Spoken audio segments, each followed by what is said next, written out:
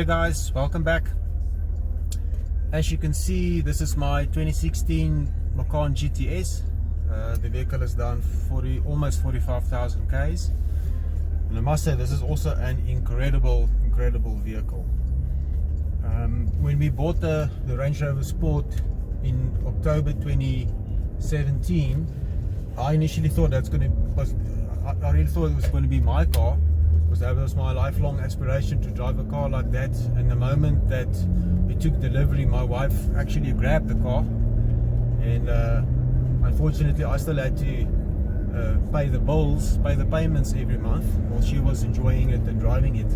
At that stage I was driving a Mini Countryman, which also was quite a nice vehicle, but I was a little bit envious of her driving around in the Rangy, and so I decided I also need a proper daily to drive around.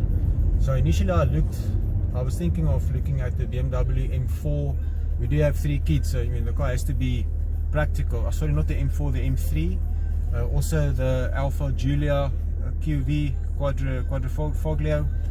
We also thought about that one, and then my wife suggested let's go have a look at the Macans, and so I did a whole lot of research.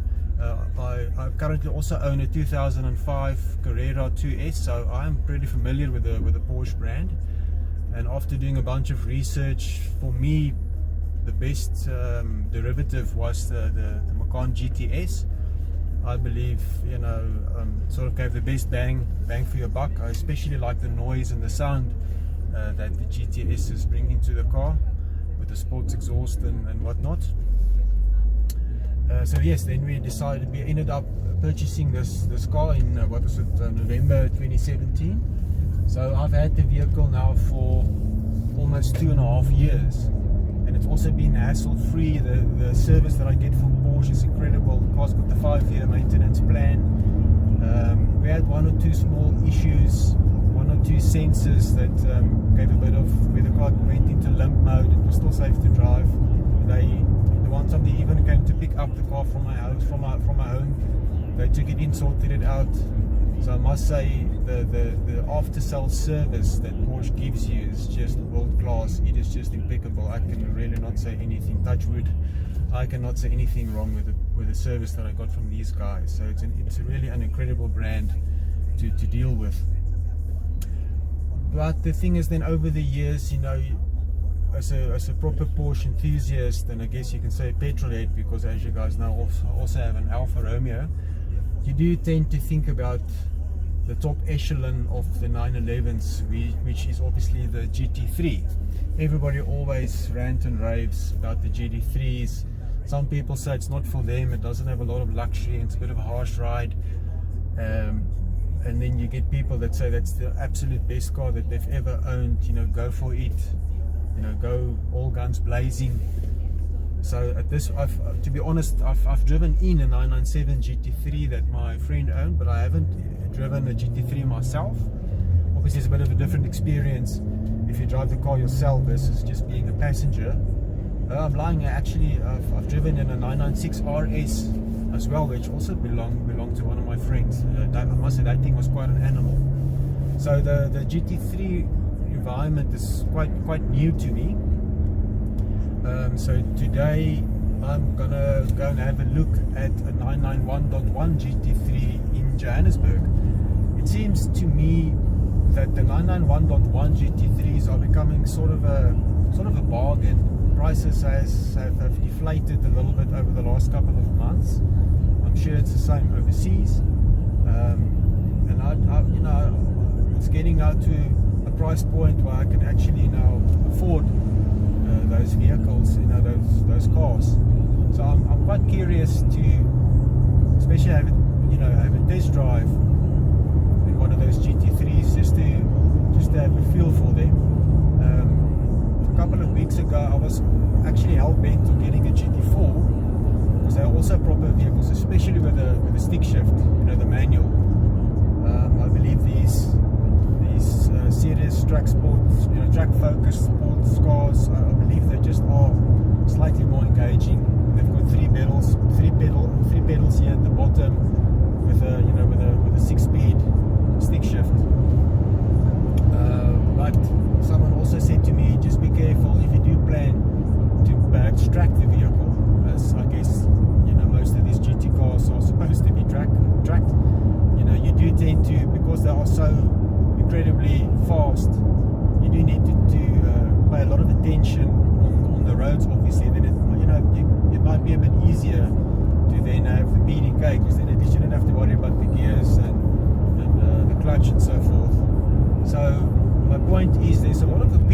in terms of getting the GT4 or the GT3, and then if you do opt for the GT3, which one is the best?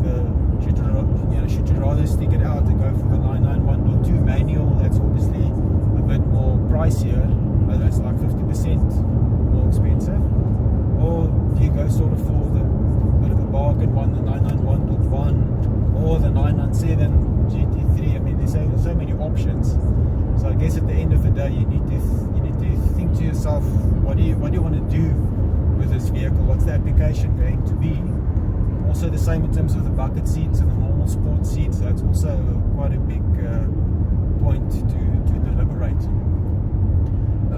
I don't know if you guys saw this on the camera, but this Macan is intensely dirty. We had quite some rain over the last couple of days here in Joburg, so I'm actually on my way now to the car wash just to get the car nice and clean, because if you go to Porsche Center Johannesburg with a dirty car, I mean, they don't even open the gates, they just chase you away.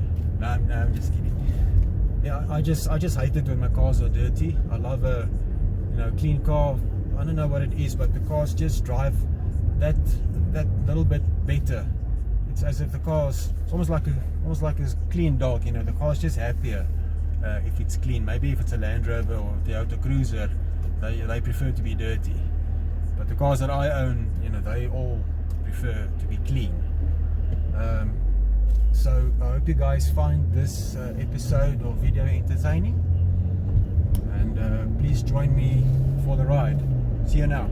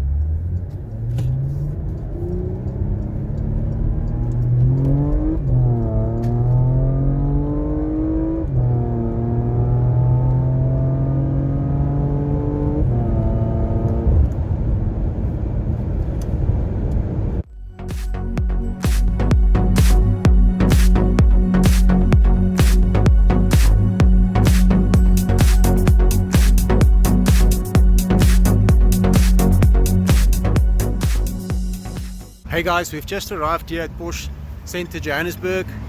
We're very excited to be here, so let's go check out the GT3.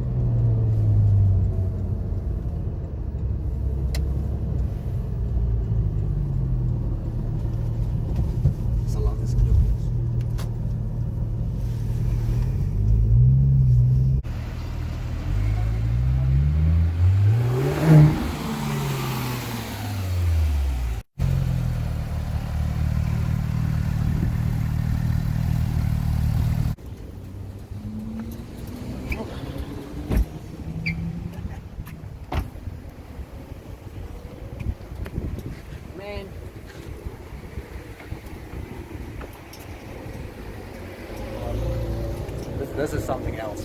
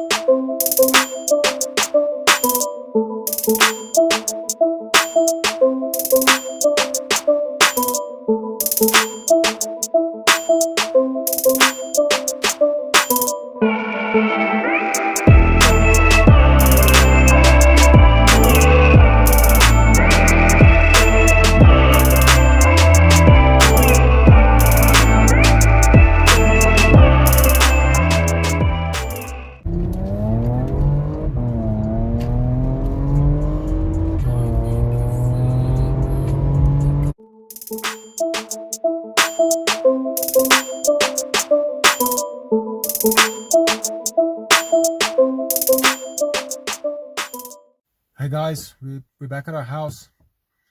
Man, I tell you, that was an incredible experience, especially for someone that has never driven a GT3. Boy, I'm completely dumbfounded by how incredible and visceral that car is.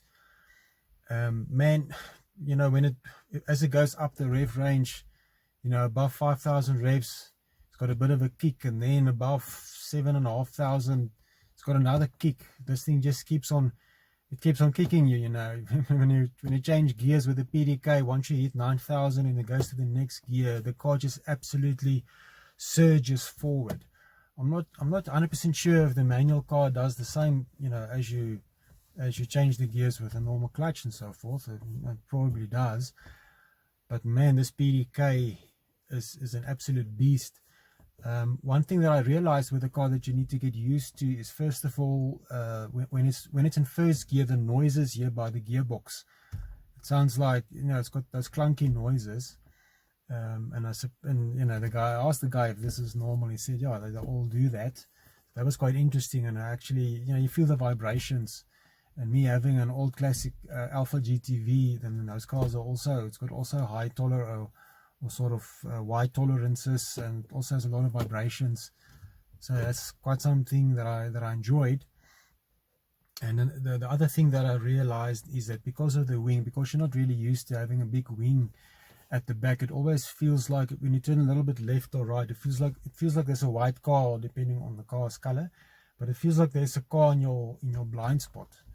So you have to keep on, you know, telling yourself it's not the blind spot, it's just the wing. It's the wing chasing you. So man, I'm completely in love with this car. I will probably never in my life buy a normal 911 again. I can now see on the group chats why people rant and rave about these GT3s and these like GT special Porsches, you know. You know, a couple of weeks ago I was basically sold that the GT4 was the best solution for me. But for me, in my personal opinion, I actually prefer the GT3. You know, that from 8,000 to 9,000 revs, it's just quite remarkable. I'm dumbfounded. You cannot believe that the car can actually rev so high, and it does it so freely. It just wants to reach you know, the rev limiter the whole time. It's like the car's just inviting you the whole time to take it to the limits.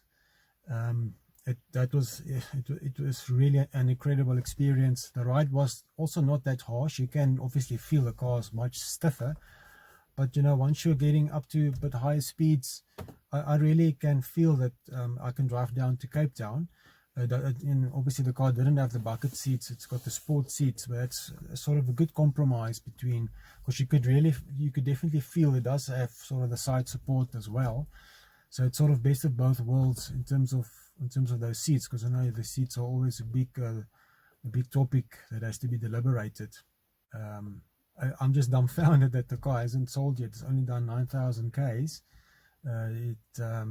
It's an absolutely pristine mint condition, and it's got a clean bill of health. There's absolutely nothing wrong with the car.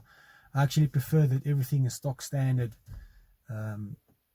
You know, with the performance exhaust. I guess, you know, eventually when you get used to the car, you are probably gonna opt for the performance exhaust, like the Sharkworks and so forth. But at this point, you know, the car really makes enough noise for me. I'm completely blown away and I'm sold on the GT3 brand on its own. It is just incredible. So I can really urge you guys, you know, if it is at all possible for you, go to your local Porsche dealership and see if you can get a test drive in one of these vehicles. It is just incredible. As I understand, the GT3s are seen as an entry-level supercar, and I can completely understand it. I mean, this thing does 0 to 100 in 3.5 seconds. It's got 350 kilowatt. I think the top end is 196 miles per hour or something. So I mean, it is as close as damn it to a supercar. So once again, thank you to Porsche Center Johannesburg for allowing me to take the car on a test drive. I'm incredibly excited. On the way home, you know, the only thing that you can really think about is to, you know, to drive that car. I can see myself behind the wheel of that car. Once again, thank you very much for watching this video. I really hope that you were able to had the same experience as I had. It's always very difficult on camera to convey the speed and the experience and so forth. But I really hope you guys enjoyed this video, and I'll see you in the next one. Cheerio.